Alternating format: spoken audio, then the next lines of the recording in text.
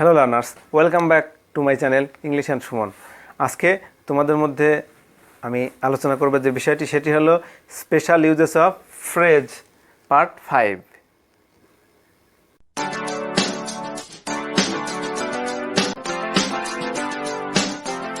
প্রিয় learners, special uses of phrase part 5 আমরা বিগত ক্লাসগুলোতে এই স্পেশাল ইউজেস অফ ফ্রেজের পার্ট 1, 2, 3, 4 ক্লাসগুলো নিয়ে ফেলেছি এবং ডেসক্রিপশন বক্সে আমি সেই লিঙ্কগুলো দিয়ে দেবো, তোমরা চাইলে সেখান থেকে দেখে আসতে পারো।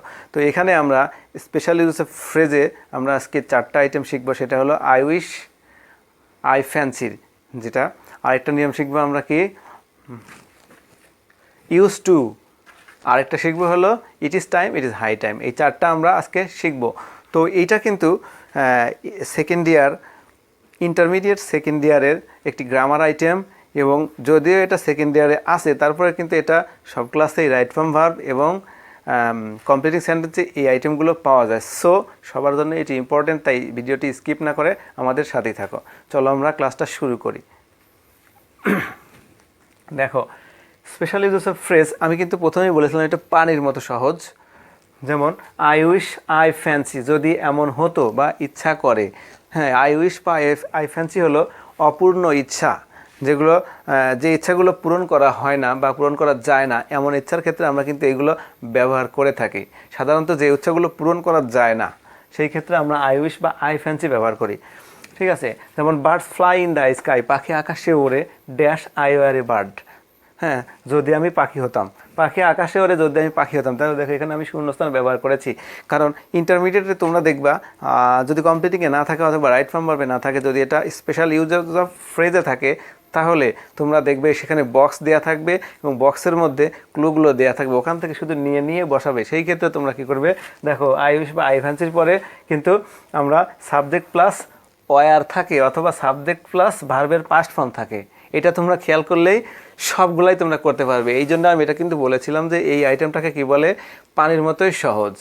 তাহলে দেখো আমরা এখানে birds fly in the sky, পাখি আকাশে ওড়ে, যদি এমন হতো আমি পাখি হতাম, যদি এমন হতো, তাহলে আমরা এখানে কী লিখবো, আই উইশ, যদি এমন হতো। দেখো আই উইশ, যদি এমন হতো, কি চিহ্ন থাকবে, সাবজেক্ট প্লাস ওয়ার, অথবা কি থাকবে, সাবজেক্ট প্লাস পাস্ট ফর্ম, ভার্বের past form, verb two. Okay, Imran is a famous singer, Imran একজন বিখ্যাত গায়ক। I were singer like Imran, যদি আমি ইমরানের মতো একটি সিঙ্গার হতাম। তাহলে দেখো এখানে কিন্তু যদি এমন হতো বা ইচ্ছা করে যদি আমি ইমরানের মতো গায়ক হতাম, তাহলে এইটা কিন্তু যদি এমন হতো বা ইচ্ছা করে বোঝাতে আমরা এটা ব্যবহার করি। তাহলে আমরা কি লিখবো এখানে, আই উইশ, অথবা আই ফ্যান্সিও তুমি লিখতে পারো। আই ফ্যান্সি, আই উইশ, এটার অর্থ একই। এরপরে বক্সে আমাদের যেটা দেওয়া থাকবে সেটা বসাবে, আর রাইট ফর্ম ভার্ব অথবা কমপ্লিটিংয়ে আসলে তো সেখানে তোমাদের নিয়মটা মনে রাখতে হবে। ওকে, পরে দেখো আই নিউ হার অ্যাড্রেস, যদি এমন হতো আমি তার ঠিকানাটা জানতাম, যদি এমন হতো, তাহলে আমরা কী ব্যবহার করব, আই ফ্যান্সি অথবা আই উইশ। আমরা যেটা বক্সে পাবো সেটা ব্যবহার করবো। আর রাইট ফর্ম ভার্বের ক্ষেত্রে তোমরা মনে রাখবে কি, সাবজেক্ট প্লাস কি আই উইশ বা I fancy plus subject plus ভার্বের পাস্ট ফর্ম প্লাস বাকি অংশ, এটা তোমরা রাইট ফর্ম ভার্ব আর কমপ্লিটকে মনে রাখবা। ওকে, আমরা আসি 2 নম্বর নিয়মে। দেখো ইউজ টু, অভ্যস্ত। ইউজ টু মানে অভ্যস্ত, অতীতে কোনো কাজ করতে তুমি অভ্যস্ত ছিলে, মানে অতীতে রেগুলার করতে যে কাজটা কিন্তু এখন আর করো না, সেক্ষেত্রে কিন্তু আমাদের ইউজ টু ব্যবহারটা আমরা করে থাকি। যেমন আমি অতীতে ডেইলি নামাজ পড়তাম, কিন্তু এখন আর ওইভাবে পড়া হয় না। অতীতে আমি ডেইলি সকালে হাঁটতে যেতাম, কিন্তু এখন আর কিন্তু হাঁটা হয় না। অতীতে আমি ডেইলি বিকেলে চা খেতাম, এখন আর সেই চাটা খাওয়া হয় না। অতীতে আমি ডেইলি খেলতাম, এখন আর খেলা হয় না। সেই ক্ষেত্রে আমরা কিন্তু এই ইউজ টু ব্যবহার করি। এর ক্ষেত্রে আমাদের একটু গঠন আমরা মনে রাখতে পারি, subject plus use to plus verb one plus object. এই গঠনটা আমরা মনে রাখলে আমরা কমপ্লিটিংয়ে আসুক আর রাইট ফর্ম ভার্বে আসুক আর এই ফ্রেজে আসুক, সেটা আমরা পারবো। আমরা দেখব কি, দেখো ফ্রেজে যদি আসে একদম সহজ, কি বলেছিলাম যে সাবজেক্টের পরে কি শূন্যস্থান, তারপরে কি বলে ভার্বের প্রেজেন্ট ফর্ম এবং কি থাকবে, বাক্যাংশ থাকবে এবং বাক্যটি পাস্ট টেন্স হতে হবে। দেখো he loved it much, Monir dash play football, Monir football খেলতো। হি লাভড ইট মাচ, সে এটাকে খুব ভালোবাসতো, খেলতো, কিন্তু এখন আর কিন্তু খেলে না। এই ক্ষেত্রে কিন্তু আমরা কি বসিয়ে দেবো, use to. Monir use to play football, Monir football খেলতো, এখন আর খেলে না। When I was in Dhaka, যখন আমি ঢাকা ছিলাম। দেখো এখানে কিন্তু পাস্ট টেন্স উল্লেখ আছে, পাস্ট টেন্সেই ইউজ টুটা বসে। আমি যখন ঢাকা ছিলাম, আই ইউজ টু ওয়াক, আমি হাঁটতাম। আই ইউজ টু ওয়াক, আমি হাঁটতাম ইন দ্য ইভিনিং, আমি সন্ধ্যায় প্রত্যহ হাঁটতে যেতাম। কিন্তু এখন আর হাঁটা হয় না। তাহলে আমাদের বাক্যটা আমরা খেয়াল করব যে বাক্যটা কিন্তু পাস্ট টেন্সে থাকবে, ঠিক আছে, পাস্ট টেন্সে থাকবে। এবং আমাদের কি হবে, এবং অভ্যাস নিয়মিত কাজ করা বোঝাবে যে আমরা নিয়মিত করতাম এমন কিছু। ওকে, তারপর এটা দেখো, সেতু use to read Quran daily, সেতু কোরআন পড়তো কিন্তু এখন আর পড়ে না। তো এখানে ইউজড টু অভ্যস্ত, মানে আগে ডেইলি সে কোরআন পড়তো, এখন আর পড়ে না, সেক্ষেত্রে কিন্তু আমরা ইউজ টু ব্যবহার করে থাকি। সুতরাং আশা করি তোমরা বুঝতে পারছো। আর রাইট ফর্ম ভার্ব বা কম্পেয়ারিংয়ের ক্ষেত্রে এই গঠনটা মনে রাখলে তোমরা ইউজ টু ব্যবহারটা করতে পারবে। আশা করি তোমাদের বুঝতে সমস্যা হচ্ছে না।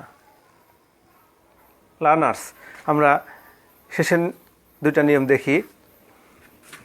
ইট is time, it is high time. It is time বা ইট ইজ হাই টাইম, এটা হলো অর্থ এটাই প্রকৃত সময়, কোনো কাজ করার প্রকৃত সময় এটাই। এই ক্ষেত্রে আমরা কিন্তু ইট ইজ টাইম বা ইট ইজ হাই টাইম ব্যবহার করি। মানে কোনো কাজ না করলে এখনই নয়, যে কাজটা আগেই করা উচিত ছিল এখনও করি নাই, কিন্তু সেই কাজটা করার এখনই প্রকৃত সময়। সেই ক্ষেত্রে আমরা এই দুটা ফ্রেজ ব্যবহার করি, ইট ইজ টাইম আর ইট ইজ হাই টাইম। এক্ষেত্রে আমরা মনে রাখবো যে এগুলোর পরে সাবজেক্ট প্লাস ভার্ব টু বসে, অর্থাৎ ভার্বের পাস্ট ফর্ম, অর্থাৎ গো থাকলে ওয়েন্ট, ডু থাকলে ডিড, হ্যাঁ, স্টপ থাকলে স্টপড, এন্ড থাকলে এন্ডেড, এগুলো থাকে। অর্থাৎ এটা ইট ইজ টাইম বা it is high time plus আমরা কি সাবজেক্ট প্লাস ভার্ব টু বাকি অংশ, এটা আমরা মনে রাখবো। আর তোমরা স্পেশাল ইউজেস অফ ফ্রেজের ক্ষেত্রে বক্সে দেওয়া থাকবে, তোমরা খালি খেয়াল করবে যে যেখানে সাবজেক্ট শূন্যস্থানের পর সাবজেক্ট প্লাস ভার্ব টু থাকবে এবং এটাই উপযুক্ত সময়, এরকম যদি বোঝায় তাহলে আমরা সেই শূন্যস্থানে অবশ্যই চোখ বন্ধ করে ইট ইজ টাইম বা ইট ইজ হাই টাইম বক্সে যেটাই থাকে সেটা বসিয়ে দেবো। এটা কিন্তু সত্যিকারেই সহজ, আমি এই জন্যই বলেছিলাম যে এটা পানির মতো সহজ, কারণ বক্সে দেয়া থাকবে এবং এগুলো একদম সহজ। দেখো, করাপশন ইজ এভরিহোয়ার, দুর্নীতি সর্বত্র, ড্যাশ উই চেকড ইট, এটাই উপযুক্ত সময় আমাদের এটাকে নিয়ন্ত্রণ করা। তাহলে আমরা কি লিখবো এখানে, ইট ইজ হাই টাইম, বক্সে যেটা থাক সেটা দেবো আমরা, ইট ইজ হাই টাইম থাক আর ইট ইজ টাইম থাক। তো সাধারণত ইট ইজ হাই টাইমই বেশি থাকে, ইট ইজ টাইম খুব কমই থাকে। তাহলে দেখো, we changed our bad habit, আমরা এখানে কি লিখবো, ইট ইজ হাই টাইম, এটাই উপযুক্ত সময়। এখানে আমাদের কি অ্যান্সার হবে, ইট ইজ হাই বা ইট ইজ টাইম, আমরা একটা ইট ইজ টাইম দিই, ইট ইজ টাইম। দেখো তাহলে আমরা কি ইট ইজ হাই টাইম, এটা যে উপযুক্ত সময়। We changed our eating habit, আমরা আমাদের খাদ্যাভ্যাস পরিবর্তন করেছিলাম, কারণ আমাদের খাদ্যাভ্যাসটা ছিল ডায়েট কন্ট্রোলের না, সেজন্য আমরা ডায়েট কন্ট্রোল করার জন্য আমাদের খাদ্যাভ্যাস আমরা পরিবর্তন করেছিলাম, বা আমরা খাবারটা পয়জনাস খাবার খাচ্ছিলাম, আমরা ফুড অ্যাডাল্টারেশন, খাদ্য ভেজালযুক্ত খাবার খাচ্ছিলাম, সেটাই আমরা চেঞ্জ করেছি আমরা এখন। তো সেই ক্ষেত্রে দেখো সাবজেক্ট প্লাস ভার্ব টু আছে, এই যে চেঞ্জড আছে, সে কারণে ইট ইজ হাই টাইম এবং এটাই উপযুক্ত সময় বোঝাচ্ছে, কারণ আমরা এটা ব্যবহার করছি, ইট ইজ হাই টাইম। পরেরটা দেখো, smoking is harmful for health, smoking ধূমপান স্বাস্থ্যের জন্য উপকারী না কি বলো, হার্মফুল অর্থ ক্ষতিকর। সো দেখো, it is high time he stopped smoking, সে এটাই উপযুক্ত সময় যে সে ধূমপান বন্ধ করেছিল, তাহলে তাছাড়া সে ক্যান্সারে হয়তো জড়িয়ে যেতে পারতো, তাছাড়া তার আরও বড় ক্ষতি হয়ে যেতে পারতো। এক্ষেত্রে আমরা কী ব্যবহার করছি, ইট ইজ হাই টাইম, যেমন এটাই উপযুক্ত সময় দেখো তার ধূমপানটা বন্ধ করা। তাহলে এখানে সাবজেক্ট আছে প্লাস ভার্ব টু আছে, স্টপড। তো সেক্ষেত্রে আমরা কিন্তু বুঝে নিলাম যে ইট ইজ হাই টাইম আর ইট ইজ টাইমের ব্যাপার। তো আমরা চারটা ফ্রেজ শিখলাম, তোমরা অবশ্যই এইগুলা মনে রাখবে না। আর স্পেশাল ইউজেস অফ ফ্রেজ একদমই সহজ, এটা নিয়ে টেনশনের কোনো কারণ নেই। তুমি আমার ক্লাসগুলো ফলো করলেই তোমরা সব কিছু বুঝতে পারবে। এরপরে আমি সব ক্লাস শেষে আমি যখন এক্সারসাইজ দেবো তখন আসলে তোমরা সহজেই এটা একেবারে ক্লিয়ারলি বুঝে যাবে। তো আজকের মতো এখানেই শেষ করছি, এই কথা বলে যে আমার চ্যানেলটা সাবস্ক্রাইব করে ফেলবে, আর যদি করো তাহলে ধন্যবাদ। লাইক আর কমেন্ট শেয়ারের মাধ্যমে আমার পাশেই থাকবে। সবাই ভালো থাকো, আল্লাহ হাফেজ।